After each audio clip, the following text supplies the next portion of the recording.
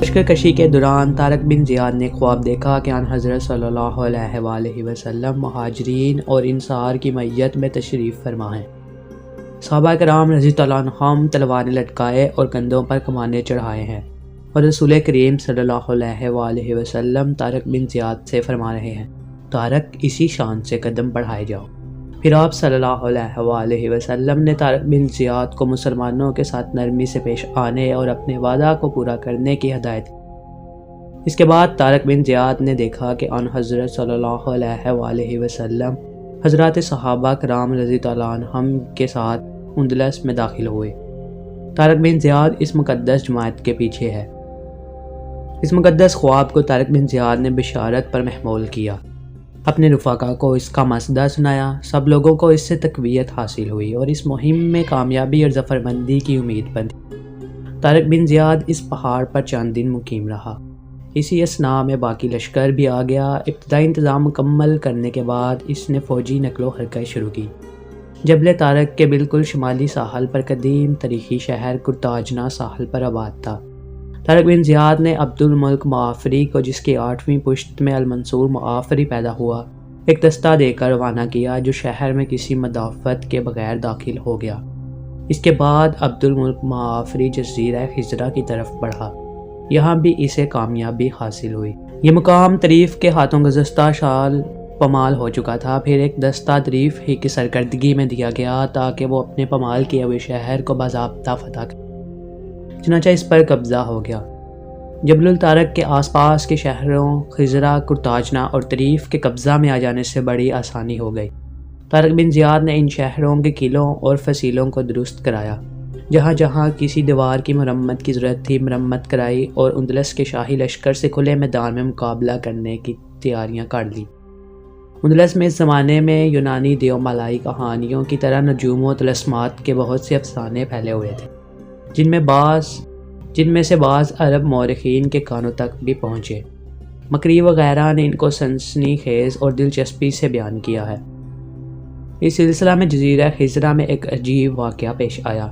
یہاں طارق سے ایک بوڑھیا نے بیان کیا کہ اس کا شوہر نجومی تھا۔ وہ کہا کرتا تھا کہ اس ملک میں ایک امیر داخل ہوگا جو سب پر غلبہ حاصل کرے گا۔ اس کی نشانی یہ ہے کہ اس کا سر بڑا ہوگا اور اس کے بائیں بازو پر ایک تل ہوگا جس پر بال اگے ہوں گے۔ طارق بن زیاد کو اس بیان سے دلچسپی پیدا ہوئی۔ اس نے بایاں بازو کھول کر دیکھا تو واقعی اس پر تل موجود تھا۔ اس علاقے میں ہلچل مچ گئی تھی۔ ڈیوک تھیوڈومراس اس علاقے کا گورنر تھا۔ وہ ان اجنبی حملہ آوروں کو ساحل پر دیکھ کر ڈر گیا۔ اس نے مقابلے کی جرات تو کی لیکن ایک ہی حملے میں پسپا ہو گیا۔ راڈرک ان دنوں شمالی علاقہ بسکے میں دشمنوں سے صف آرا تھا۔ تھیوڈومر نے راڈرک کے پاس ایک تیز رفتار قاصد بھیجا اور ان اجنبی حملہ آوروں کے ساحل پر اترنے کی اطلاع ان لفظوں میں دی: ہماری زمین پر ایک قوم اتر پڑی ہے، ہم نہیں جانتے آسمان سے نازل ہوئی ہے یا زمین سے نکل پڑی ہے۔ اور اس کے ساتھ ہی اس نے راڈرک کو یہ بھی خبر دی کہ کامن جولین ان حملہ آوروں کی رہنمائی کر رہا ہے۔ راڈرک اس ناگہانی آفت سے گھبرایا، وہاں سے لوٹ کر کرتبہ چلا آیا، جس کو اس نے طلحہ کی بجائے دارالحکومت قرار دیا تھا، اور یہاں وہ مسلمانوں سے مقابلہ کرنے کی تیاریوں میں مصروف ہو گیا۔ چنانچہ ملک میں عام فوجی بھرتی کا اعلان کر دیا گیا۔ اس نے قوم سے حملہ آوروں کو ملک سے نکال باہر کرنے کی اپیل کی۔ لوگوں نے اس کی تحریک کو لبیک کہا اور جوک در جوک کرتبہ آ کر فوج میں شریک ہوئے۔ نیز اس نے مذہب، وطن اور قوم کے نام پر اپنے مخالفین کو بھی بلایا۔ چنانچہ خاندان گاتھ کے 3 شہزادے بھی اپنے حلقہ اثر سے فوج اکٹھی کر کے اپنے جان نثاروں کے ساتھ دارالحکومت کی طرف چل کھڑے ہوئے، مگر ان کو راڈرک پر بھروسہ نہ تھا، اس لیے انہوں نے شہر میں داخل ہونے سے گریز کیا۔ اس لیے کرتبہ سے باہر وادی کبیر کے اس پار مقام نکندہ میں فوج کے ساتھ اترے۔ رفتہ رفتہ یہی مقام فوجی چھونی بن گیا اور راڈرک کا لشکر 1 لاکھ کی تعداد میں پہنچ گیا۔ ادھر طارق بن زیاد نے اتنی بڑی جمعیت کے فراہم ہونے کا حال سنا تو کچھ ڈر سے اس نے موسیٰ بن نصیر کو اطلاع دے کر کمک کی طلب کی۔ موسیٰ بن نصیر بھی اس سے غافل نہ تھا۔ وہ کمک کے لیے پہلے سے کشتیوں پر کشتیاں تیار کر رہا تھا۔ چنانچہ کمک کی طلب کے ساتھ اس نے 5000 فوج بھیجی اور اب اسلامی لشکر کی مجموعی تعداد 12000 ہو گئی۔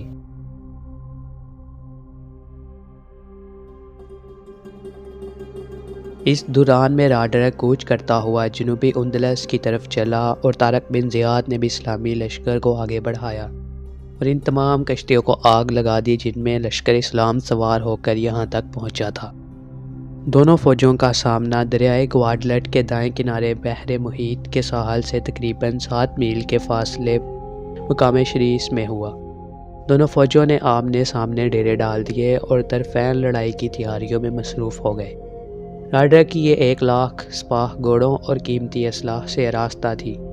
ادھر صرف 12,000 مجاہدین تھے، اگرچہ یہ بڑے قوی ہیکل جنگجو اور سادہ تھے، مگر ان کے پاس گھوڑے نہ تھے اور نامکمل اسلحہ۔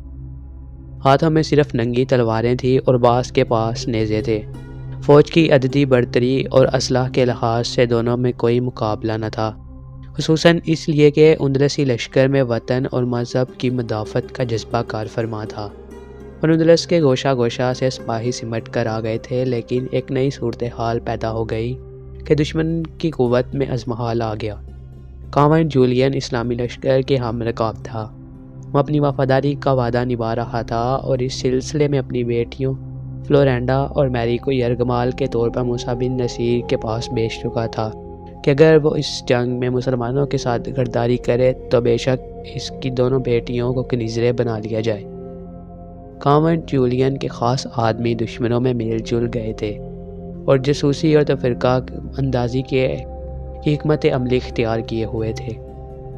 کاونٹ جولین اپنی کمندگات شہزادوں پر پھینکنے میں کامیاب ہو گیا۔ اس نے انہیں ان کی کھوئی ہوئی عظمت یاد دلا کر مسلمانوں کی اطاعت قبول کر لینے میں درخشاں مستقبل کی یاد دلائی۔ چنانچہ گاہ شہزادوں نے طارق کو اپنے پیغامبر کے ذریعے راڈرک کے حکومت پر غاصبانہ قبضہ کر لینے اور ان لوگوں کا اپنے حقوق سے دستبرانہ ہونے سے مطلع کیا اور اپنی جاگیریں واگزار رکھنے کی شرط پر اسلامی لشکر کی مدد کرنے پر آمادگی ظاہر کی۔ یہ شاہی جاگیریں اندلس کے نہایت ہی سرخیز علاقوں میں 3,000 کی تعداد میں تھیں۔ طارق نے ان شہزادوں کی یہ شرطیں قبول کر لیں اور دونوں میں خفیہ معاہدے طے پا گئے۔ اس رازدارانہ عہد و پیمان کے بعد راڈرک کے لشکر میں یہ خیالات پھیلائے گئے کہ وہ سلطنت کا غاصب ہے، شاہی خاندان سے اس کا تعلق نہیں، اس کو کامیاب بنانے میں کوئی اپنی تباہی و بربادی خود کیوں مول لے۔ باقی رہے یہ مسلمان تو یہ چلتی پھرتی قوم ہے، انہیں مال غنیمت چاہیے، انہیں اس ملک میں رہ جانے کی تمنا نہیں، بہتر ہے کہ انہی کے ہاتھوں اس غاصب راڈرک سے نجات حاصل کی جائے۔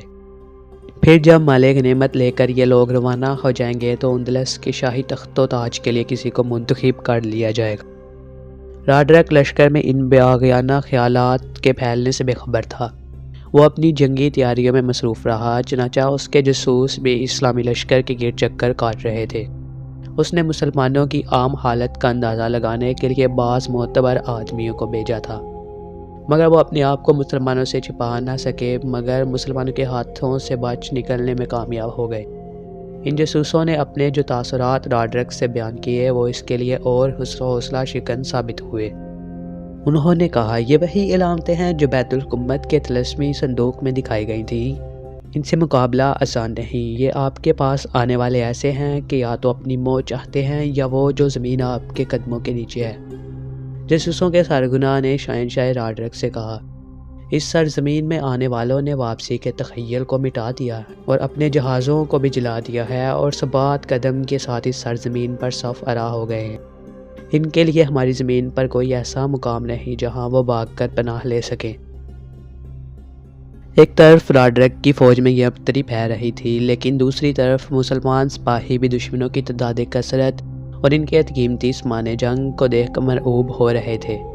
اسلامی لشکر کا سپہ سالار قائد طارق بن زیاد بھی اس سے بے خبر نہ تھا، مگر وہ جلد ہی اس خوف و ہراس کو دور کرنے میں کامیاب ہو گیا۔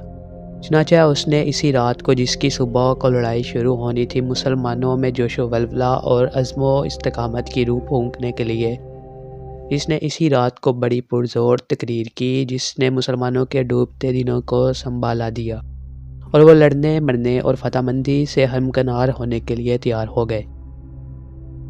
طارق کی یہ تاریخی تقریر تاریخ اسلام میں ہمیشہ کے لیے قلم بند ہے۔ اس نے اللہ تعالیٰ کی حمد و ثنا کے بعد کہا، مسلمانوں، یہ خوب سمجھ لو کہ تمہارے آگے دشمن کا یہ لشکر جرار ہے اور تمہارے پیچھے ٹھاٹے مارتا ہوا سمندر۔ اب تمہارے بھاگنے کی کوئی جگہ نہیں۔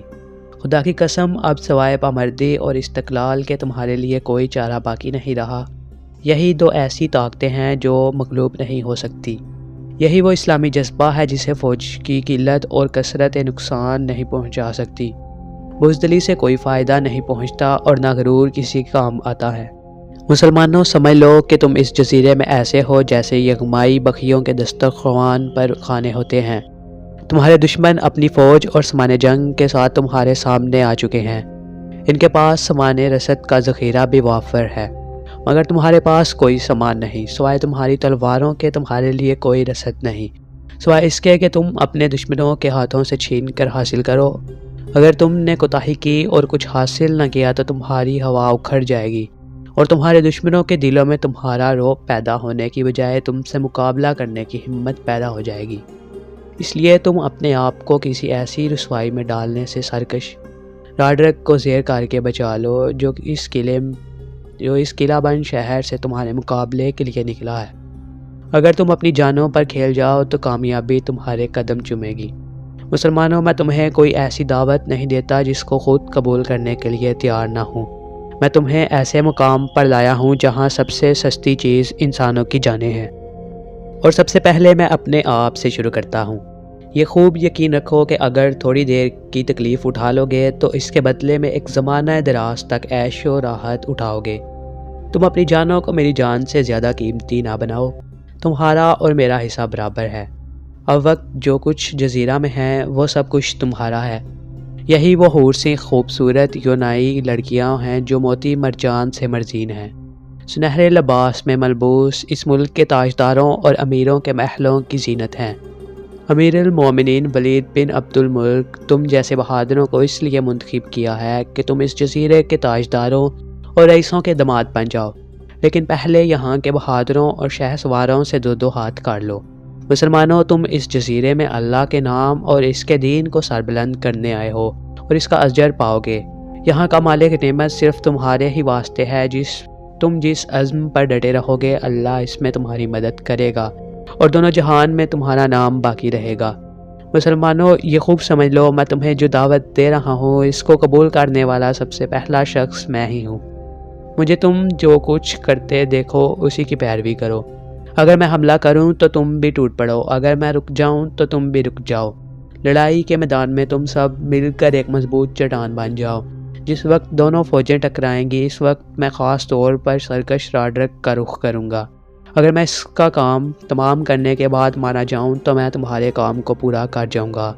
تم بہادر اور عقل مند ہو، اس کے بعد تم اپنے کاموں کو خود سنبھال سکتے ہو، اور اگر میں اس تک پہنچنے سے پہلے مارا جاؤں تو غمگین نہ ہونا، میرے اس عزم کو پورا کر لینا اور اس پر حملہ آور ہو کر اس کا کام تمام کر دینا اور اس جزیرہ کی فتح کو مکمل کر لینا، کیونکہ اس کے قتل کے بعد ان کی ہمتیں چھوٹ جائیں گی۔ مسلمانوں، اگر میں مارا جاؤں تو آپس میں تفرقہ نہ ڈالنا، آپس میں جھگڑے نہ کرنا۔ اگر تم نے ایسا کیا تو تمہاری ہوا اکھڑ جائے گی اور دشمنوں کے لیے تم پیٹھ پھیر دو گے اور قتل اور گرفتار ہو کر برباد ہو جاؤ گے۔ خبردار پستی کو قبول نہ کرنا اور اپنے کو دشمن کے حوالے نہ کر دینا۔ تمہارے لیے مشقت جفا کشی کے ذریعے شرف، عزت، راحت، آرام اور حصول شہادت کے ذریعے آخرت کا ثواب مقدر کیا گیا ہے۔ مسلمانوں، ان سعادتوں کو حاصل کرنے کے لیے آگے بڑھو۔ اگر تم نے یہ کر لیا تو اللہ کا فضل اور احسان تمہارے ساتھ ہے۔ وہ تمہیں آئندہ ہونے والے بڑے گھاٹے اور کل اپنے جاننے والے مسلمانوں کے درمیان برے لفظوں سے یاد کیے جانے سے بچائے گا۔ بس اب میں حملہ آور ہوں گا اور اس پر چھا جاؤں گا۔ میرے حملہ آور ہوتے ہی بہادروں تم بھی چبٹ پڑنا۔ اس پرجوش تقریر سے فوج کے دل عزم، ہمت، جوش و خروش اور فتح و ظفر کی امیدوں سے بھر گئے۔ ان میں سے بعض نوجوان آگے بڑھے اور انہوں نے اپنی جوابی تقریریں اپنے عزم اور عطائت کا اظہار ان لفظوں میں کیا: اگر اب سے پہلے ہمارے دلوں میں کوئی بات اس کے برخلاف تھی جس کا آپ نے عزم کیا ہے تو اب ہم نے اس کو اپنے دلوں سے دور کر دیا ہے، اور اب آپ قدم اٹھائیں، ہم آپ کے تابع فرمان ہیں۔